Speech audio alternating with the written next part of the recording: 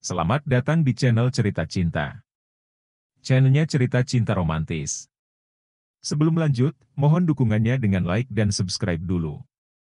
Dibuang istri dan mertua, bagian 7. Abbas tiba di barbershop. Di sana, dia tidak melihat ada banyak pelanggan, seperti yang disebutkan Mila. Tetapi melainkan, adanya sosok lelaki parubaya tidak asing. Lelaki itu tidak lain adalah Irwan. Buru-buru Abbas masuk ke barbershop, ia langsung menyapa Irwan. "Ada apa, Pak?" Sapa Abbas. "Mau datang saja ke sini.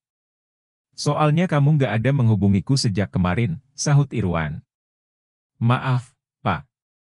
Saya lupa," ungkap Abbas. Irwan terkekeh sambil melambaikan tangan ke depan wajah. Dia segera berkata, "Oh iya, kata temanmu ini kamu sedang berusaha membangun ulang usahanya ya?" "Iya, Pak. Bisa dilihat kan? Suasananya dirubah biar lebih menarik. Biar pelanggan betah gitu kan, Pak?" Tanggap Abbas, sembari memperlihatkan keadaan barbershop yang sudah dibenahi Mila dengan baik. "Jadi selain mencukur, tempatmu ini juga menyediakan jasa pijat?" tanya Irwan. Abbas melirik Mila. Dia yakin, pasti gadis itu yang sudah memberitahu semuanya pada Irwan. Terutama mengenai keahlian memijatnya. "Iya, Pak. Tapi tentang ini saya masih belajar pelan-pelan," jelas Abbas. "Kalau begitu, kau mau memijatku nggak? Kebetulan beberapa bagian badanku sakit, terutama kaki nih. Aku sampai berobat ke dokter terbaik di kota ini. Tapi rasa pegalnya nggak kunjung membaik," ucap Irwan. "Bisa, Pak. Tapi saya nggak bisa menjamin kesembuhannya ya," tanggap Abbas. "Ya sudah, ayo. Apa ada ruang pijatnya?" tanya Irwan. Abbas dan Mila langsung bertukar pandang. Karena tokonya kecil, jadi Abbas masih belum bisa menyediakan ruang untuk pijat.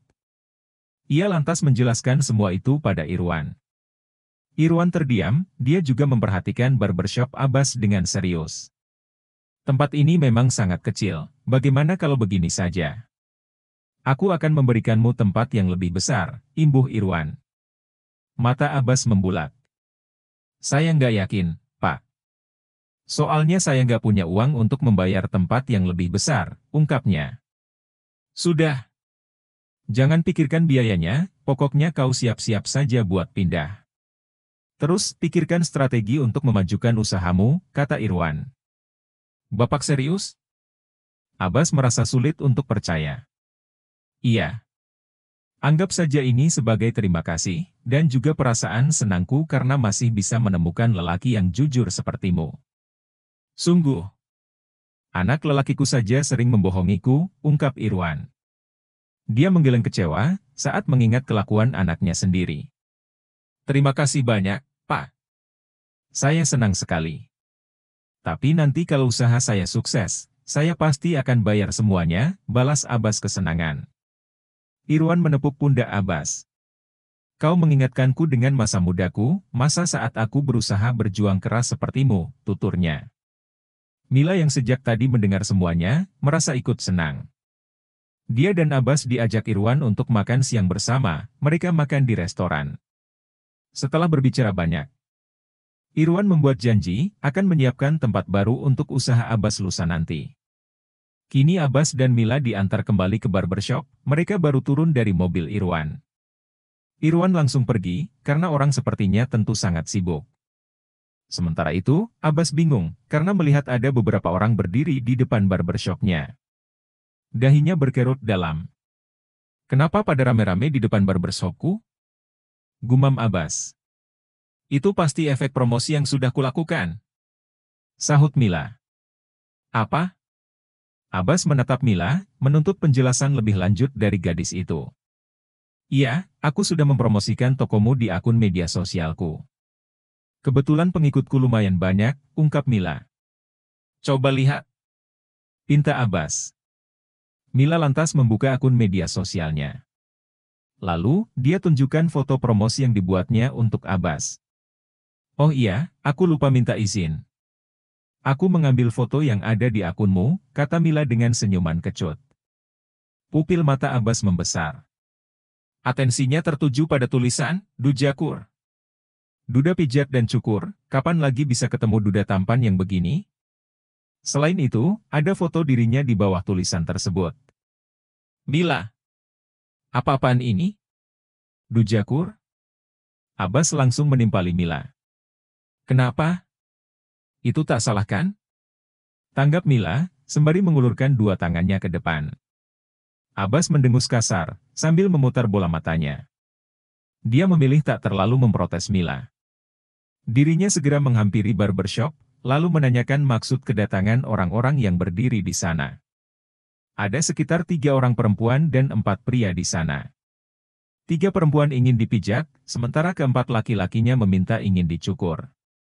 Buat yang pengen dicukur, silahkan masuk ke barbershop. Sedangkan untuk yang ingin pijat, saya mohon maaf sekali, kami belum memiliki fasilitasnya untuk sekarang, kata Abbas. Harusnya bilang dong di iklan. Ini aku jadi capek-capek ke sini. Salah satu wanita tampak kesal dan langsung pergi. Sedangkan 2 lainnya masih tetap di sana, mereka terpesona akan ketampanan Abbas. Ternyata dia lebih tampan secara langsung, bisik perempuan bernama Firda. Ia berbadan langsing, berambut panjang dan mengenakan lipstik merah menyala. Firda seksi dan cantik. Iya. Jadi pengen banget dipijat sama dia, sahut Erna balas berbisik, ia wanita yang satunya. Dia memiliki badan sedikit berisi. Meskipun begitu, Erna terbilang mempunyai wajah cantik. Kalau begitu, apa kau bisa datang ke rumah? Kata Firda. Ke rumah? Bisa aja kok, sahut Abbas yang merasa tak keberatan. Dia sendiri sama sekali tidak memikirkan apa-apa. Wah! Kalau begitu kami minta nomor kamu deh. Nanti biar mudah dihubungi ya, imbuh Erna antusias. Boleh, Mbak. Abbas segera membagikan nomor ponselnya. Dari dalam barbershop, Mila memperhatikan apa yang terjadi pada Abbas. Dia merasa cemas saat melihat Abbas didekati oleh banyak cewek begitu. Mbaknya emang kerja di sini ya? Tanya pelanggan yang sedang dicukur rambutnya oleh Mila. Iya, Om. Saya baru aja kerja di sini kemarin, jawab Mila. Bagus deh, aku akan jadi langganan di sini. Jarang-jarang ada tukang cukur gadis cantik sepertimu, goda lelaki tersebut. Mila tersenyum tipis. Baguslah, kalau itu berdampak baik untuk barbershop ini, ungkapnya. Bersamaan dengan itu, Abbas masuk ke barbershop. Dia segera membantu Mila untuk mencukur pelanggan yang lain. Hari itu Abbas mendapatkan pelanggan yang lebih banyak dari biasanya. Sekarang sudah sore, dia dan Mila memutuskan menutup barbershop. Makasih. Berkat kau, pelanggan hari ini ada banyak. Nih buat gajimu hari ini, maaf kalau nilainya nggak seberapa. Abbas memberikan gaji pertama untuk Mila. Simpan aja deh, Bas. Aku nggak masalah, tolak Mila baik-baik. Loh, kenapa? Abbas heran. Aku punya penghasilan kok, aku ini seniman loh. Pengikutku banyak di media sosial, karena aku sering membagikan hasil karyaku di sana, jawab Mila. Wah! Hebat kamu ya, puji Abbas. Hebat sih hebat, tapi itu semua tidak mendapat dukungan dari keluargaku. Sebenarnya itulah alasan aku pergi dari rumah, ungkap Mila. Oh. Jadi karena itu kau tinggal sendiri sekarang. Abbas merasa berempati. Pokoknya aku akan buktikan pada mereka, kalau aku bisa sukses dengan karya-karyaku itu. Mila bertekad. Lalu kenapa kau malah jadi tukang cukur sekarang? Sampai ngebet kerja di barbershopku ini lagi, timpal Abbas. Kan sudah kubilang, aku cari teman seperjuangan. Nanti setelah membantumu, baru aku fokus dengan mimpiku. Mila mengembangkan senyuman sambil menatap lekat Abbas. Abbas menganggukkan kepalanya. Dia dan Mila segera beranjak dari barbershop, keduanya pulang ke rumah masing-masing. Abbas tidur, setelah memastikan Dennis makan dan minum obat.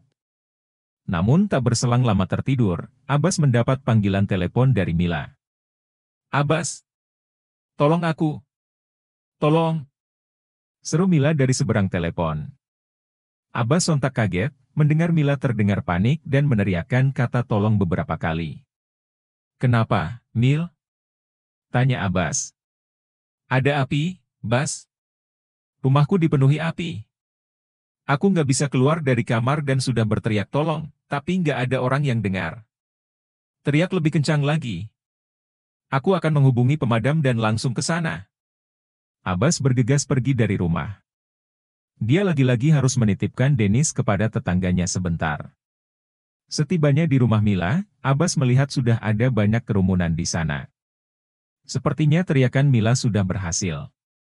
Terlihat si jago merah yang begitu membara, memakan rumah Mila dengan ganas. Abbas mengedarkan pandangan ke sekitar. Dia tentu mencari Mila, namun gadis itu tak ada. Belum sempat bertanya pada orang, Abbas melihat Mila tampak digendong oleh seorang warga. Gadis tersebut langsung dibawa ke tempat aman, selagi menunggu ambulan datang. Mila. Abbas menghampiri Mila. Wajah gadis itu tampak dipenuhi hitam-hitam karena abu dari api. Mila juga terlihat sangat syok. Abbas. Mila langsung memeluk Abbas, dia merasa lega sekali saat melihat pria itu. Kau baik-baik saja kan? Tanya Abbas sembari membalas pelukan Mila. Meski baginya gadis itu menyebalkan, tetapi bukan berarti Abbas tak peduli dengannya. Apalagi saat dalam keadaan bahaya begini. Lebih dari baik. Karena kau sudah di sini, sahut Mila sambil terisak. Dia memeluk Abbas dengan erat. Rumah kontrakan Mila terbakar habis saat itu. Pemadam datang cukup terlambat, sehingga tak ada barang yang tersisa akibat insiden tersebut. Namun, untungnya pemadam sukses mencegah api menyebar ke rumah lain. Jadi hanya rumah Mila yang jadi korban. Untuk sementara, Mila terpaksa tinggal di rumah Abbas. Dia akan ada di sana, sambil berusaha menemukan tempat tinggal baru. Karena rumah yang terbakar bukanlah rumah Mila, maka pemiliknya menuntut ganti rugi.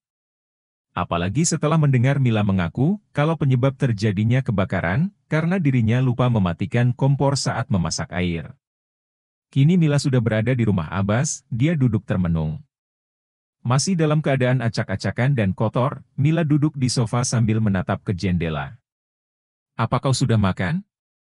Tanya Abbas sembari membawakan teh hangat beserta kue kering. Iya, jawab Mila lirih. Sudahlah, Mil. Jangan menyalahkan dirimu sendiri. Lupa itu adalah tidak ingat, dan itu sikap yang dimiliki semua manusia. Abbas mencoba menenangkan Mila. Bukan itu masalahnya, Bas. Tapi semua gambar, peralatan, dan karya-karyaku habis terbakar. Tak ada yang tersisa. Sekarang aku harus memulainya dari awal. Mila yang tadinya sudah tenang, kembali terisak. Ia sampai menutupi wajahnya dengan kedua tangan. Ini semua cobaan, Mil. Lagian kan ada aku? Kau bilang ingin berjuang bersama. Secara pelan-pelan, aku bisa kok membantumu memulai semuanya lagi. Kau harusnya bersyukur, karena masih bisa selamat dari kebakaran, tutur Abbas. Dia mengelus pundak Mila. Mila menatap Abbas, dia kembali memeluk lelaki tersebut. Aku nggak tahu bagaimana jadinya kalau tidak ada kau, ungkapnya. Kalau begitu, kau sebaiknya mandi dan tenangkan dirimu, oke? Saran Abbas. Mila mengangguk, dia segera pergi ke kamar mandi untuk membersihkan diri. Sedangkan Abbas menyiapkan kamar untuk Mila tempati.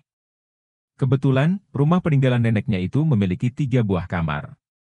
Walaupun begitu, rumahnya terbilang sederhana. Selain merapikan tempat tidur, Abbas juga menyiapkan pakaian baru untuk Mila pakai. Dia letakkan pakaian itu di atas ranjang. Tak lama kemudian, Mila muncul. Dia muncul dengan hanya mengenakan handuk yang terlilit. Rambut gadis itu juga tampak basah.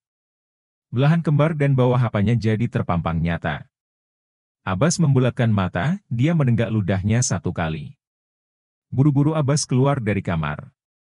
Istirahatlah.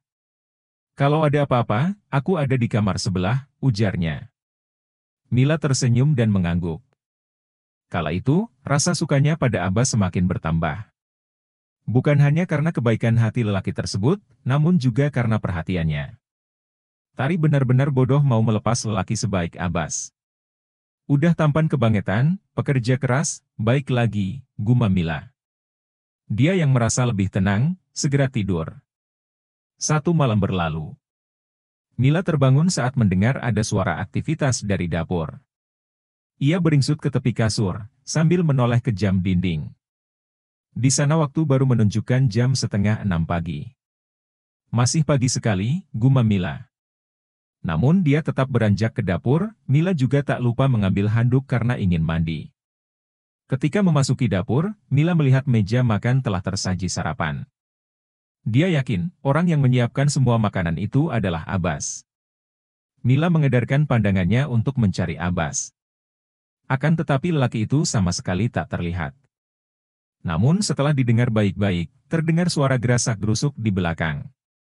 Mila yakin Abbas ada di sana. Gadis itu lantas memeriksanya, sekalian ingin masuk ke kamar mandi. Pupil mata Mila membesar tatkala melihat Abbas. Karena lelaki tersebut hanya mengenakan celana pendek. Abbas tampak sibuk mencuci pakaian di tempat cucian, yang letaknya di samping kamar mandi. Kini Mila yang dibuat menelan salivanya. Apalagi tubuh Abbas tampak mengkilap dan berkeringat. Di matanya, lelaki itu memiliki badan yang bugar.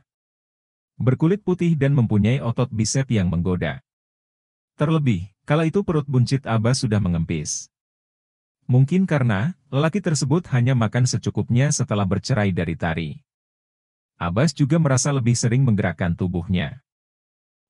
Mil. Udah bangun?